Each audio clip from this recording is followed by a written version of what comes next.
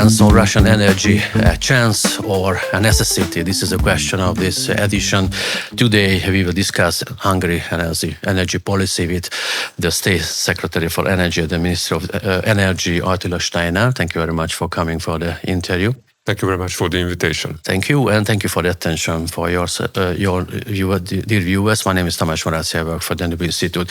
And my first question is, I think, the most important thing, because many foreigners would ask this. If we see the data, we see that 2 European member countries still stick to the Russian energy. One of them is Slovakia, the other one is ourselves, Hungary. What's the reason for that? My first comment on that we are not the only ones. Not only these 2 countries purchase Russian gas, but in the form of LNG, there are also several Western European countries who purchase Russian gas, even more than these 2 countries. And actually, if you considered the data from last year, there was an 18% increase in the Russian gas purchases. In the meantime, Hungary reduced its Russian gas purchase by more than 20%. So it's from that time to when? It was the beginning data, of the Russian war. No. It's the data from 2024 compared to 2023. So actually there is an increasing purchase, but these are not Slovakia and Hungary, but Western countries. So I think this is very important to note.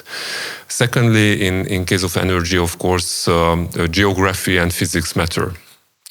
And these 2 countries, Slovakia and Hungary, these are landlocked countries in eastern part of Europe. And basically how we can purchase gas through pipelines, because we do not have any sea access. Many other countries have direct sea access. They are in a better position because they can purchase LNG if they have the necessary facilities on the seashore. But we don't have it. So what we can do to purchase it through pipelines.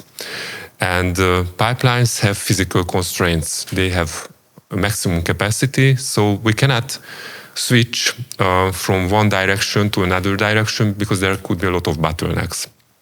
And what is the main challenge now with Hungarian supply and to diversify away from Russian gas, that what are the alternatives? There are not enough pipeline capacity to substitute Russian gas, because there is a bottleneck in Romania, there is a bottleneck in Bulgaria, there is a bottleneck in Croatia, there is a bottleneck in Western European pipelines. So, of course, it's easy to say that, yes, we should diversify away from Russian gas, but there are no physical alternatives currently.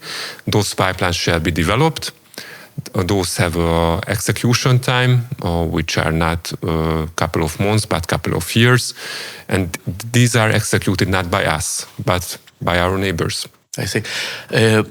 Please comment on this, what I quote now, because I found an interesting analysis on the Hungarian energy supply on the website of Atlantic Council. And it says, this is a report, it's a quote from a report published by the Center of the Study of Democracy, and the other one, the Center for Research on Energy and Clean Air. I don't know whether you know these 2 institutions. At least one I know. Yeah, I understand.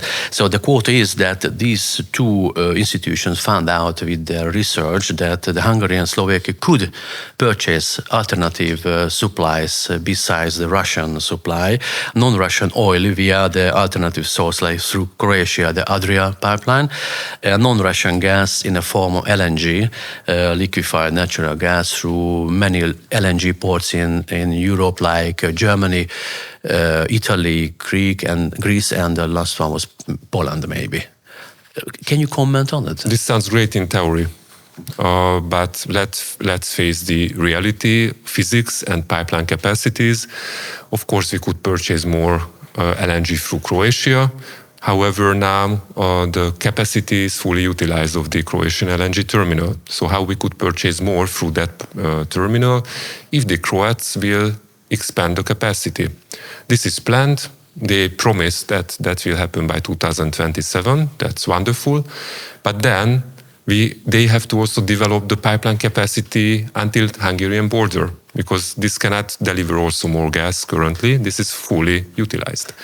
So a lot of investments are needed, executed by Croatia, not by Hungary. Western LNG terminals sounds great, but those terminals are currently contracted and utilized. So there are valid contracts, and capacity booking in gas market is for 2-3 years. It's not that I purchase the gas and I deliver there. I have to book the capacities which I will use to physically deliver the gas. I see. What is the way out in this situation? Because the last some years you had the time to think about that because of the Russian war on Ukraine. Yes, and that was a new situation. That's why we already diversify. We already purchased LNG from Croatia, 1 billion cubic meter. We concluded contract with a Turkish company. We concluded a contract with Azerbaijan gas company Sokar. The problem is that these are limited quantities because we cannot deliver more physically to the country, but only limited quantities because of the bottlenecks in the international gas pipelines.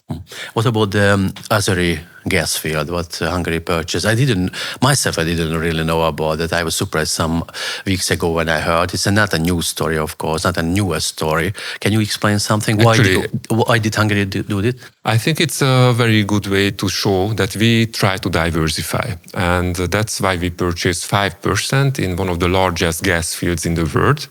This is located in Azerbaijan, called Shah Deniz field. We purchased 5%. However, currently it's more a financial investment only, because we cannot deliver the gas physically to Hungary due to the bottlenecks in Bulgaria and Romania. So that's why it's a perfect financial hedge. So if the prices go up, at least we have some revenues. I think this is also good. But of course, the best solution would be if we could access physically that gas, but that will take years until that could be realized. I see. Thank you very much for answering that. Let's be more political in this conversation. If I see the claims from the European Union and Western European countries, they claim since the war started in 2022 that Hungary partly finances the Russian war machinery by buying the Russian oil and gas. Is some truth in it or not? Because if you have a peace policy, as the Hungarian government official platform is opposing the war and let's do a ceasefire, a permanent peace process or something, your opponents claim that you should put the finish on purchasing Russian oil. That's the way to finish the war. Okay, so what is the alternative? To shut down the country and to cancel 2/3 of our energy supply. So I don't think that this is a real alternative. So actually we cannot choose. So currently this energy is available in that region. Of course, if all of those investments which are promised by all of our neighbors will be realized, then we will be in a position to diversify and to access another sources of gas and to bring it into the country. But in the short term, this is not an option. So that's why I think it's not really a question, because we cannot do that. Otherwise, we should shut down the country, shut down the Hungarian economy, which is, of course, cannot be the program of a responsible government. On the other side, Western countries, as I said in the beginning, they are purchasing also Russian gas, maybe through some intermediaries, and not directly, but indirectly. So they are also financing the war. However, of course, they are opposing the war. They would like to send troops, etc.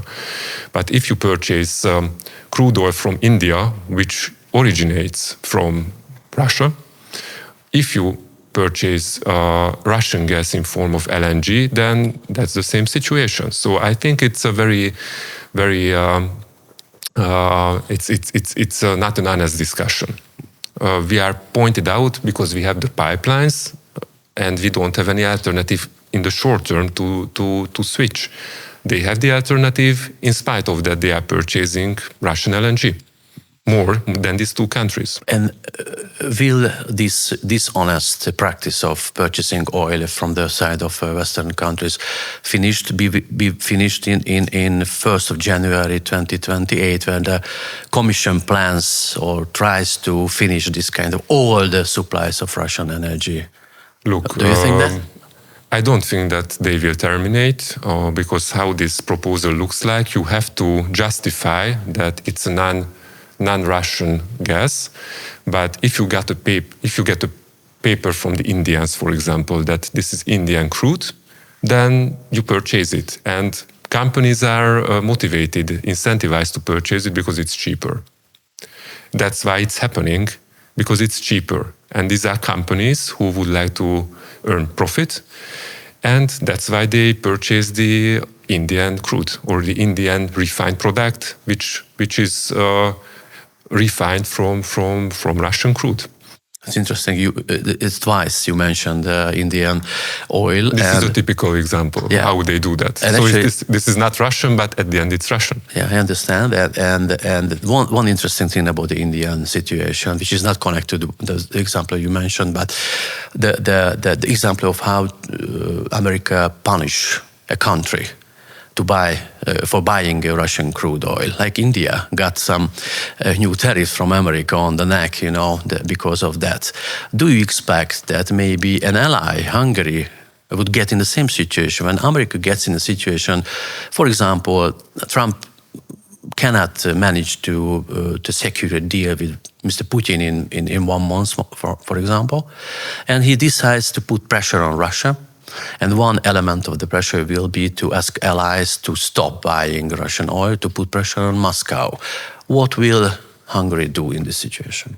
That was also a question with the European Union itself, and that's why we managed to get exemptions from the sanction.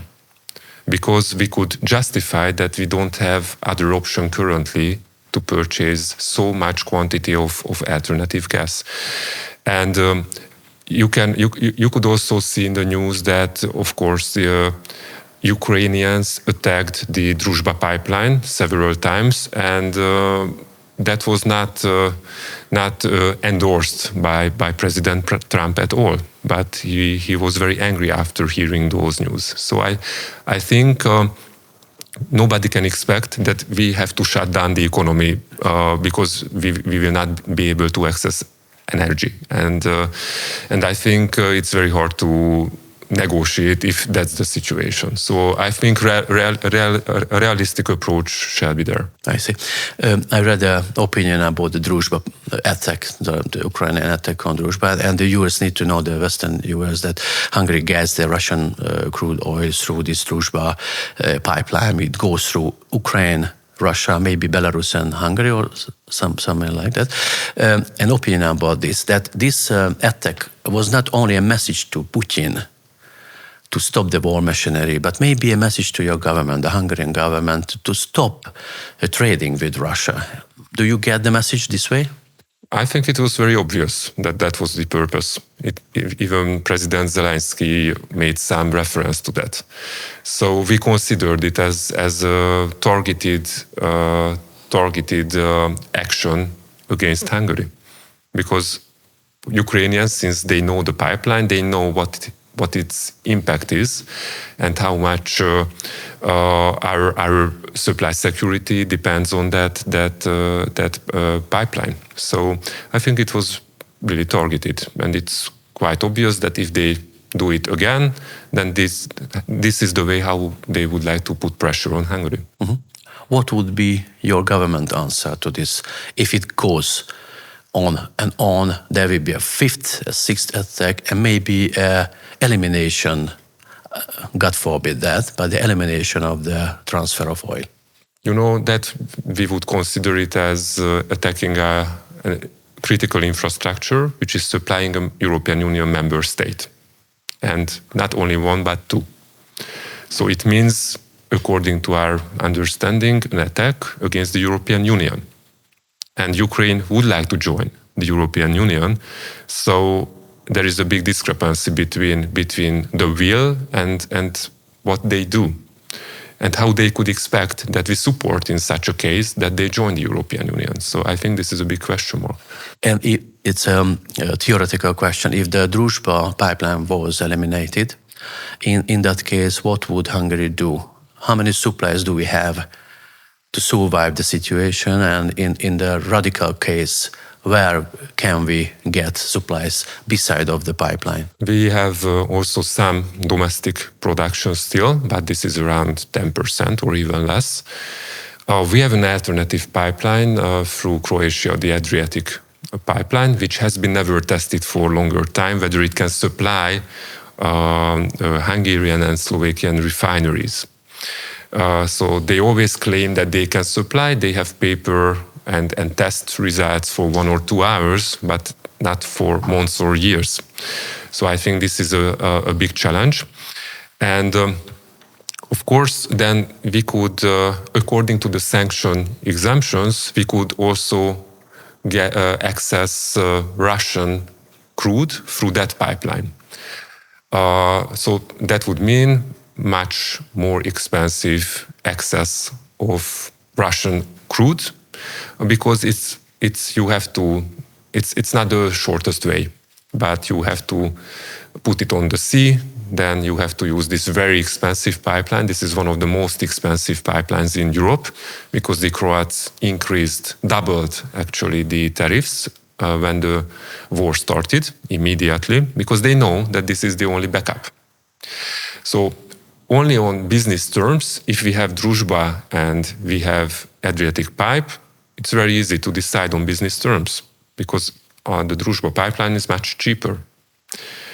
However, we have to purchase some amount of non-Russian originated crude, because otherwise they couldn't export. And this is also true for Slovakia. So there is already a certain amount, which is non-Russian crude, coming through that pipeline. However, to switch to non-Russian crude, that would reduce the ability of the refinery significantly. It has been never tested. It has huge differences in quality. And that's why what I would expect, that significant drop, like 20-40% drop in the refinery's output. So it means less gasoline, less diesel. So we have to purchase those products from neighboring countries through railway, through many logistical challenges. So very firmly significant price increase. And you consider the Russian companies reliable partners, right? To trade with them in case of oil and gas supplies. What about the long-term contracts? Because we are talking about in one or two immediate supplies, but what about the long-term contracts when they are out of effect? What can you tell about this? Yes, we consider Russian supplies reliable, since this is our experience. What was not reliable, these were some Western companies, for example, in Romania, where we contracted 3 billion cubic meter gas, because Romania is developing the so-called Neptune Deep project, which is a gas field in the Black Sea. We contracted 3 billion cubic meter gas annually, but the contract was unilaterally terminated. So for us, those companies were not reliable. Long-term contracts still run for several years. In case of gas, it's still 10 additional years.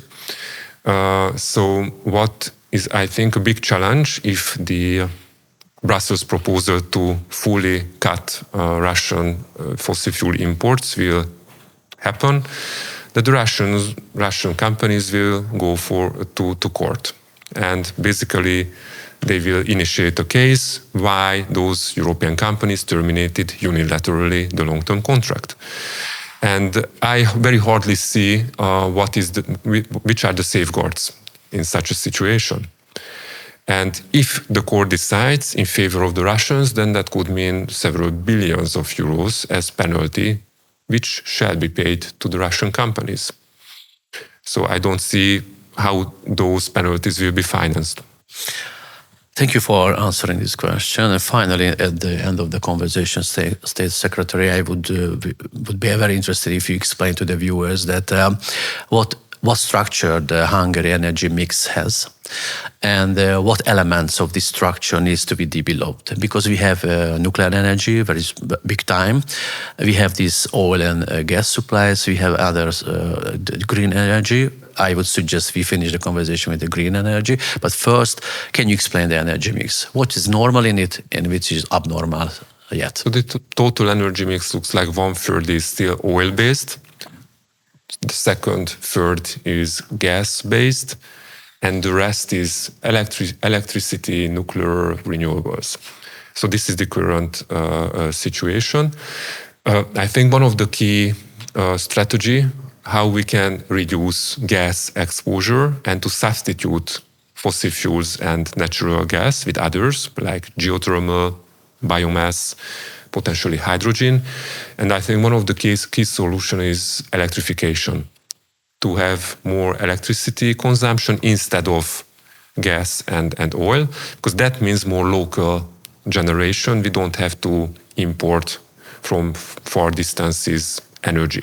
So that means that if we would like to strengthen Hungarian energy sovereignty, then electrification and substituting fossil fuels with others. So this is the strategy. In case of electricity, I think we have a clear strategy, nuclear and renewables.